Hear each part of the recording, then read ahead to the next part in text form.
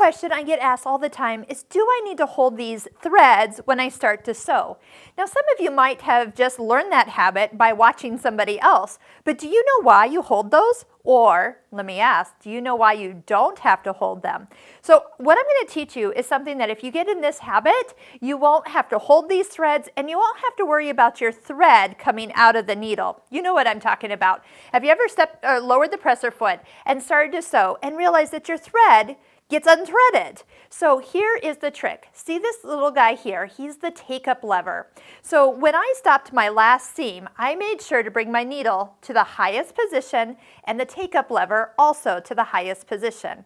That way, when I start the next stitch, the last stitch has been finished. So all you have to do is step on the foot control and those threads don't move. So what happens is when people see the needle up, and they don't have the take-up lever all the way up, it hasn't finished the last stitch. So if you pull it out and cut your thread right now, yes, your thread is going to come whipping out of the needle because of the way the stitch is being formed. So I do remember when my mom taught me to sew, she told me to always bring the take-up lever to the highest position, take my fabric out, cut my threads, and when I went to sew, I never had any problems. And that is why. So just make sure that when you finish the stitch, bring this all the way to the top. Notice I'm turning the hand wheel always towards me, and you will be set up for success every time you end one seam and start the next.